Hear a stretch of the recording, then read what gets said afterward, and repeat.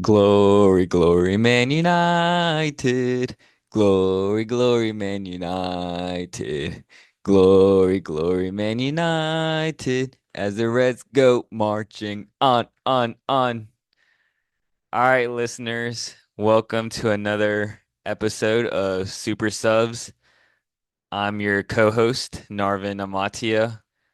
Um, and As you can see from the intro, today I'll give a little quick roundup of this weekend, but then really use this episode to dive into my thoughts about Man United. Um, I'm missing my other half today, Harish, who had some prior commitments. So yeah, I really get an opportunity to talk Man United this episode. So, really, to start off this weekend, um, there's some crazy matches that happened that really caused a um, spur in the title race. No pun intended. So, we'll just start off with Saturday. And I'll kind of cover the bigger matches that occurred. But Chelsea beat Leicester in the first game on Saturday, 2-1. Um, Great goal from Nicholas Jackson. Uh, and unfortunately, this game was the ending of Steve Cooper's reign as Leicester manager. He got the sacking on Sunday today. So unfortunate news. Never like to see anyone lose their job, and it is kind of upsetting to see that there were reports that came out saying that Steve Cooper wasn't even Leicester's man, like he wasn't their first choice manager to take over. But hopefully he finds another job.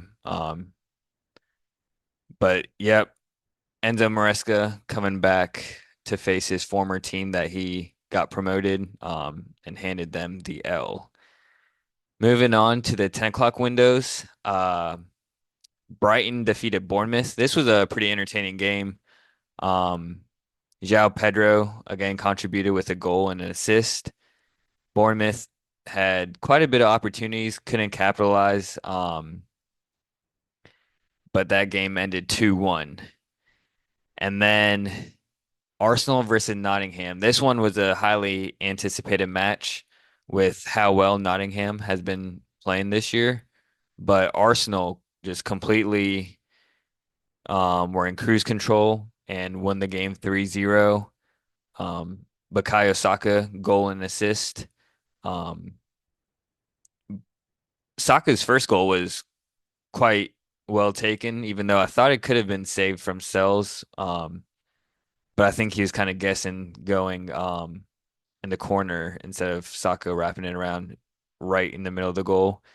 And then Thomas Partey had a crazy finish. And then to wrap it up, the youngster, uh, Ethan Nwaneri, he gets his first goal of the year, um, and first goal for Arsenal.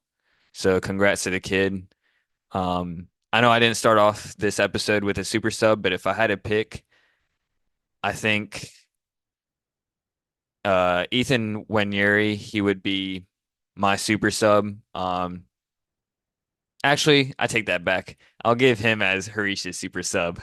Sorry, Harish, speaking for you, but he'd be another shout out just because um, we've talked about how Arsenal, when Odegaard was missing, how they needed that creator, and he never really got the minutes I think that he deserves. So seeing him get on the score sheet is nice to see.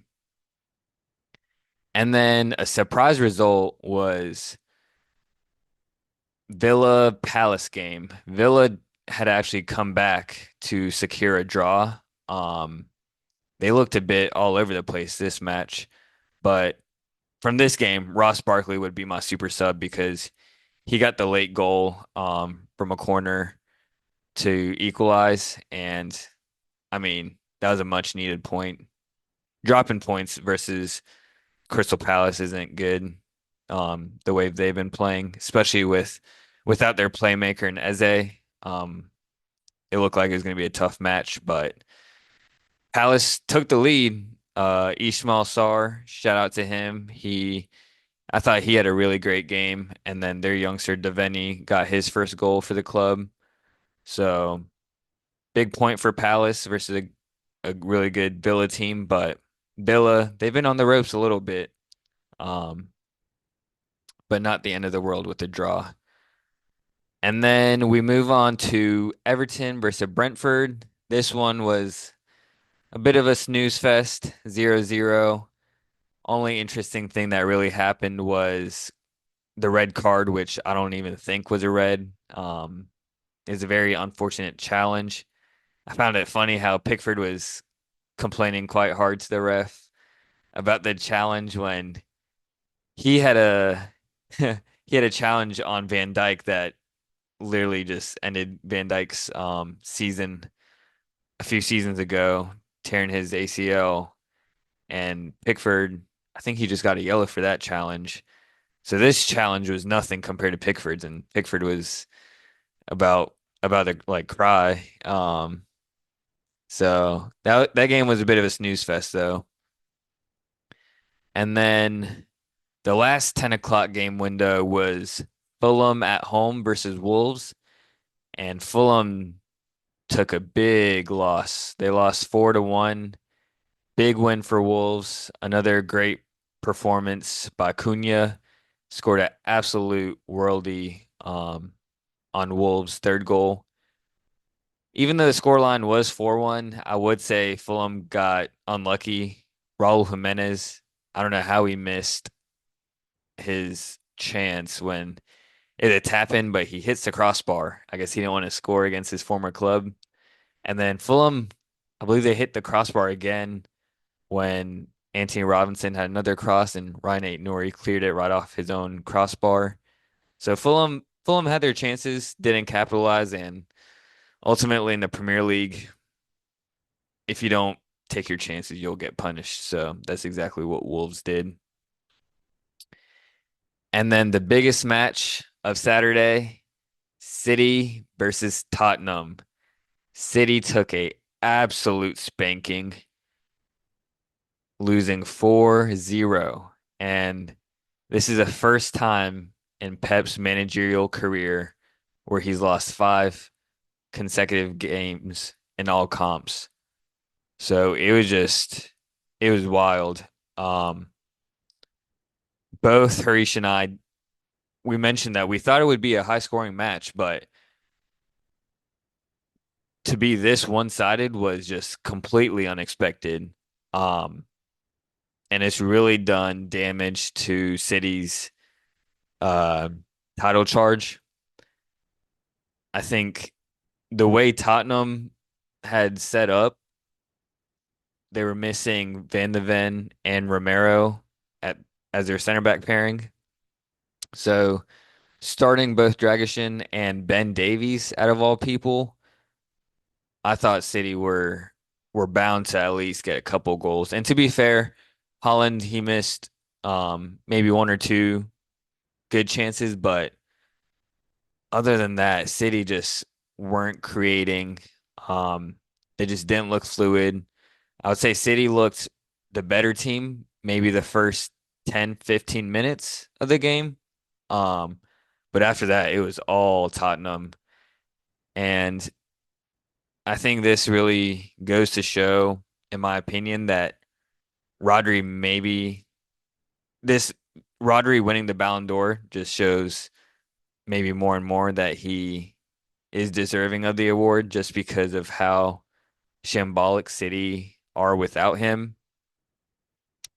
But then to that point, it also is quite wild that Rodri is just like losing out on just one player makes such a big difference. But I think with City, you can say Rodri is a big, big missing piece. Um, I know De Bruyne is also missing. He came in towards the end, still easing his way, but Rodri's just a huge miss for the team. They just look absolutely lost, defensively and even going forward. Bernardo Silva's having a really off year, so City have a lot to do, going forward if they want to make a title charge. But in my opinion, I think this title title challenge is up,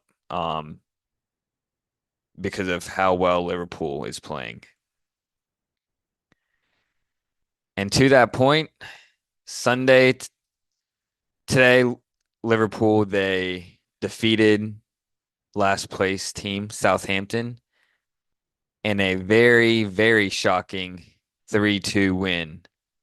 Um, I thought this was going to be just business as usual. Um, Liverpool were going to demolish, but that was not the case. I will say Southampton, the goals they gave up were completely avoidable, but their their philosophy and the way they were executing was completely shambolic. That that first goal Southampton conceded was shocking. McCarthy and goal for Ramsdale, due to Ramsdale having a thumb injury. I don't know what McCarthy was doing. I know Russell Martin preaches playing out the back, but Southampton, uh, it's like that meme. You don't have the facilities for that, big men. Um, McCarthy just playing his player under pressure, and then he does well to play it to um try to just clear it for a corner, but then Flynn Downs, this kid, he's shambolic. I think he's a championship player at best. No disrespect, but I don't know how he's I don't know how he's on the team, week in and week out, but he tries to clear it. Terrible clearance right to Szoboszlai, who, to be fair, was a really good finish. Um, and that was the 30th minute. So from then on, I thought Liverpool were going to just take control, but Southampton, their only bright spark was the 18-year-old Tyler Dibbling, who's really carrying the team on his back. He draws a penalty, so Southampton equalize, and then second half, Southampton grab a early goal with Mateus Fernandez. Again, great play in the wing by Tyler Dibbling, who started the run of play. But then again, Liverpool, Ryan Gravenberch plays a long ball, um, a little hopeful to Salah, and McCarthy makes a rash decision to come out. And Salah looks like he was just trying to get the ball under control with a touch, but it was a poor touch that just happens to go into the net, because McCarthy was way off his line trying to chase. And then at the end, Liverpool get a PK, due to a Southampton handball. So that game finished 3-2. Liverpool still remain top of the table. And then today, the big game. Um, it's a new era. Um, the Ruben Amorim era begins at Man United. Really exciting for Man United fans. Um, when he was appointed manager, I didn't know. I knew that his sporting team were on complete fire, but I didn't know too much about his background. So this podcast, I'll really take the chance to kind of talk about Amarin as a manager and then, dive into my thoughts on the game. So Ruben Amorim, he was a former player and played at Benfica, his boyhood club, and also played a couple of times for Portugal, national team. And after he retired, he became a manager at uh well, sorry, let me back up for a sec. After retiring, he went to Lisbon Football Association to get a coaching license and also spent a week-long internship at Man United under Jose Mourinho. So, um once he was actually hired by United, there was in interviews he mentioned that Jose's he's actually looked up to. And so he said it was a dream working under him as an intern. But after that internship, he started working as a manager in 2018, 2019 officially with Casa Pia, who's a third division team in Portugal. And um, he actually lost his first two games. And so he announced publicly that if he lost the third game, he would quit. So in that third game, he changed his system. And that's when he implemented the back three for the first time. So with the new system, he really took Casapia to a really remarkable run. And so, and it was impressive because after doing more research, it was actually pretty remarkable that the team were deducted points and also fined through the year because he didn't have the required coaching level to actually manage the club. And so due to that, he had to resign. Um, so after Casapia, then he moved on to Braga, and he was really just managing Braga's reserves, and he was doing a really good job with the reserves team. And so once the actual first team manager of Braga got fired, um, they gave Ruben Amorim a chance, and since then he didn't look back. He really led Braga up to the table, actually got Braga a trophy in the domestic League Cup, beating Porto, and they also beat Benfica that same year. And so it wasn't until the very next season that he was appointed sporting manager. With Sporting, the rest is history. The amount of titles he's won, um, the adversity he's had to come through because just the year before, a lot of the Sporting players left the squad because there were fans who basically stormed a practice session in masks in protest because of how poor the team was doing. Um, so it was really impressive with a lot of important squad members as well leaving. He was really able to promote players from the academy to implement into his first team squad. After Sporting, he's ended up with United. That's a brief history on Ruben Amorim's managerial career. Um, and everywhere he's gone, he's played that 3-4-3 system. Um, he really has his wingbacks play almost more attacking. And so the way he set up today, he had um it wasn't the ideal lineup just because he only did have two training sessions with the squad before this match. So you could see that he didn't have his ideal lineup, but he had Ahmad out wide and the other wing back being Dallo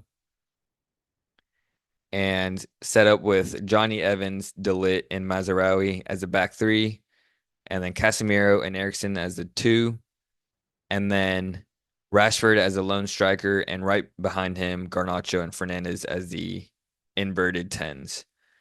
We started off really well. 81 seconds into the game, we played out the back and got a goal. And I think for the first 20 minutes of that first half, we really dominated the match. But then Ipswich really got back into it. controlling things. They almost scored if it wasn't for Onana's incredible save on Delap. But then right before half, Omari Hutchinson grabs a equalizer, and it kind of just showed that we're still lacking um, players that can really take control of the game. But I will say one player that I want to give a huge shout out to is Amad Diallo. He's a player I said when Amarin was signed will flourish under Amarin. I didn't think at the wingback role. I thought he would be more in the inverted 10 role right behind the striker, but he did start off as a wingback this match, and I thought he played exceptionally well. Um, and then also Bruno, he played well in that inverted 10, creating a lot of chances, as well as once Eriksson was subbed off for Xerxes, Xerxes moved to Bruno's role, and Bruno went where Eriksson was more back in the midfield, um, pairing up with Manuel Ugarte, who came on for Casemiro. And I think this 11 was definitely not the strongest 11 that Amarin will finish the season off with. He mentioned that he only had two training sessions to work with players, and also it was international break, so he was missing a lot of the players as well that he will start off with, or that he would start come end of the season. But from what he was given, I think we saw good glimpses, but then also um, some poor moments. I think his system hides the did very well to hide the flaws of Casemiro and Eriksson, which is their lack of pace and legs. It was really cool seeing at the attack. It was basically 3-4-3, even um, sometimes like a three in the back, and then three in the midfield, four up top. Uh, is very attack heavy when we were on the attack. But then defending, we would transition really quickly into almost five uh a 5-2-3 with Dallo and Ahmad working really hard to get back, and then Eriksson and Casemiro just kind of still holding their role in the mid, with Eriksson maybe pushing slightly forward, but then it was really the front three working in cohesion with Rashford, Bruno, and Garnacho to start off with. But now I'll kind of talk about who I think would be the strongest lineup come end of the year. Um, or sorry, let me backtrack a little bit. I think it was also a good sign to see Luke Shaw back, and he came on as a sub for Johnny Evans, played in the left center back role, and I think that role will be more suited towards him because I just don't think Luke Shaw has the legs to play that wingback role. Unfortunately, as great as he would be in that role, if he wasn't so injury prone, because his services deliveries are always great when he's playing. But it's just a matter of fitness. I think that it will just do more harm to his body. Because the wingback role in Amarin's system is very, very, very demanding because he likes them playing very high up on the pitch, being very involved with the attack, but then defending, they'll be the first ones to have to track back to help the defensive unit.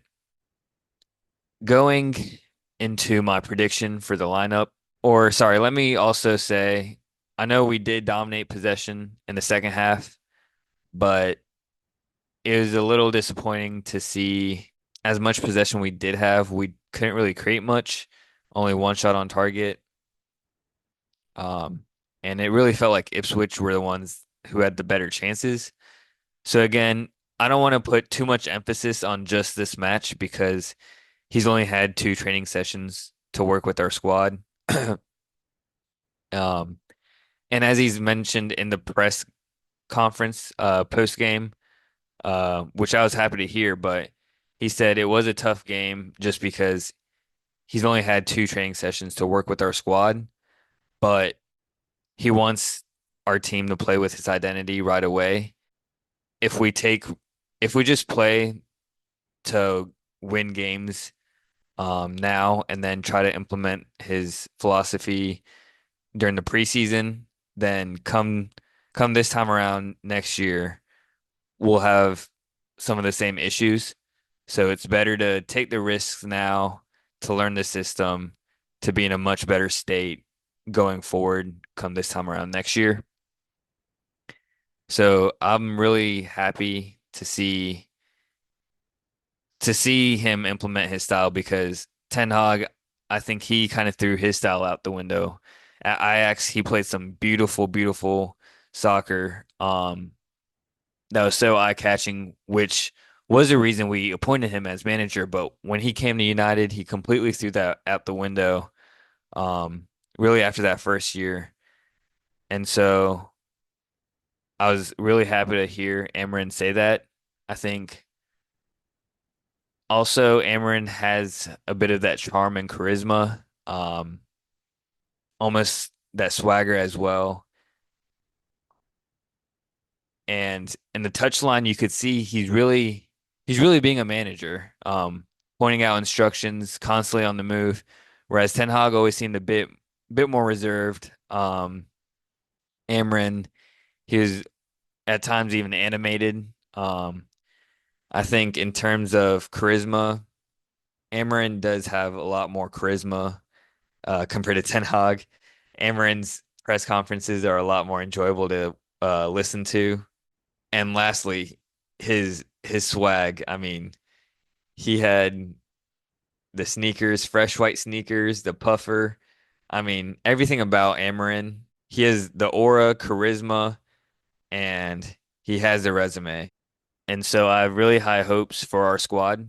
And I think the best 11 for us come end of year will be Onana at goal, Delit at the center back role in the middle, and then left center back being Lisandro Martinez, and right center back being the youngster Lenny Euro. And then the right wing back, I think that should be um Garnacho because the inverted 10 just didn't seem to suit him today. He seemed you not saying Garnacho doesn't have the intelligence, but I feel like in the inverted 10, you kind of need more of a player that's a bit more intelligent, can read the game. Um, and that's a position I think would suit Ahmad more than Garnacho. So I think right wing back ultimately will be Garnacho. And at Sporting and um, Braga, he always played his right wing back being a left footer. But I think with us, you can basically just reverse it. So have a right footer at the right wing back, but then left wing back role have a right footer. And so that role will that'll be a tough one, but I think Dallo, it could be Dallo or Mazarawi. And then the midfield two, Manuel Ugarte, who basically a player who is the biggest winner from this appointment. He's been managed by Amarin before at Sporting, so he will have big responsibilities because he knows this system and can relay the messages to his teammates. And then partnering him will be Kabi Manu. And then the inverted tens will be, I think, should be Bruno and Amad Diallo. And up top, this one I believe Hoyland should get the starting spot. At Sporting, Amarin, he had Victor Gyökeres, who was or is one of the hottest strikers in Europe. I think a lot of teams are going to be after him. And I think Hoyland is a very raw striker at the moment, but he has more of the attributes of Jokic, um, but we'll just need a bit more time to develop. And come end of the season, I think our best option at that striker role will be Hoyland. But the great thing is, I believe we do have the players suited for the system. There's a lot of, we have a lot of depth who can fill in. Like for example, Mason Mount, he can play the inverted 10 or even in the midfield because he has the legs. Um, and then defensively, Harry Maguire can come in. I think his career might be revived a bit under Amorim because he's a great distributor of the ball, from the center back role.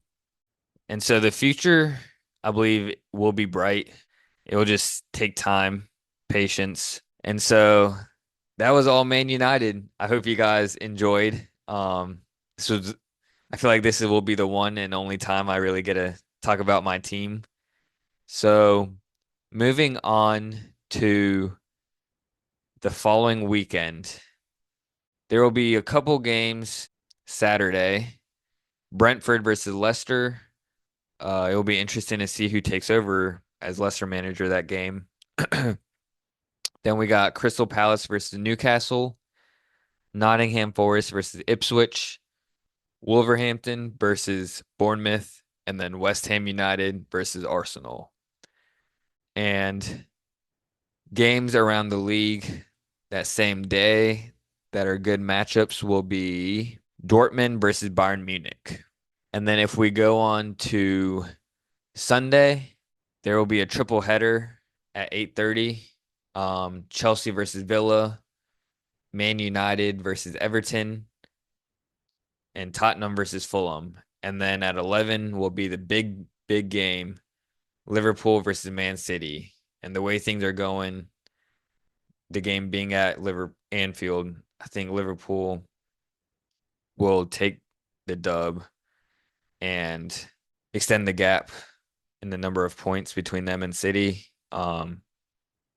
I think as of this weekend, the title's already wrapped up, done and dusted. But if Liverpool win next week versus City, then I think it's for sure done and dusted.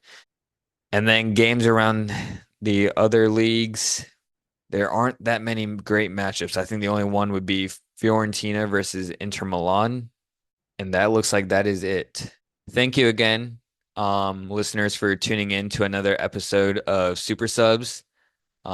This episode's been all all united. Um, but next episode we'll definitely recap and do another Premier League roundup. Um, to those in the US, happy Thanksgiving. Hope you stay safe, enjoy the holidays and time with your family and loved ones. And until then, peace out.